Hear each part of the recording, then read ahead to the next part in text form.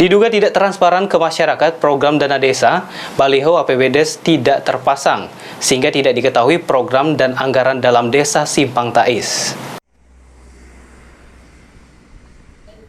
Hal ini diketahui setelah viral adanya pemberitaan di media sosial ada di salah satu desa Kabupaten Pali, yaitu Desa Simpang Tais, tidak ditemukan papan informasi baliho APBDes dikarenakan diduga pihak pemerintah desa tidak terbuka dalam pelaksanaan program dana desa ke masyarakat.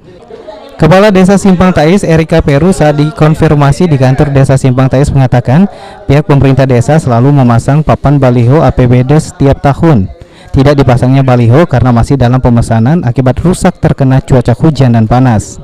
Setiap ada kegiatan acara masyarakat, pihak pemerintah desa selalu menyampaikan program-program yang menggunakan anggaran desa, seperti pembangunan jalan, drainase, dan bedah rumah yang tidak layak dihuni masyarakat. Itu gimana Pak? Sebelumnya gimana itu Pak? Bisa tidak ada itu Pak? Mungkin sewaktu dia lewat, mungkin kami belum sempat pasang kan, karena masang baliho itu kita nak pesan dulu terus harus kita teliti, mungkin belum sempat kami masang itu. Ini keadaannya kan sudah kami pasang, kami tiap tahun kalau sudah ini kami pasang terus. Berarti duga tidak transparan itu tidak benar ini Pak? Iya, tidak benar.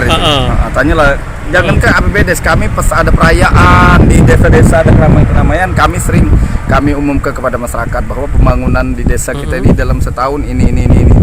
Dengan nilainya ini bangunnya lokasi ini itu. Untuk tahun ini Pak, apa yang kita...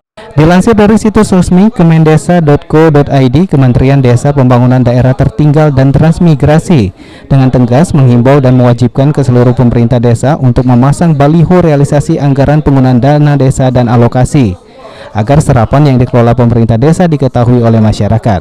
Aji Delia, PAL TV.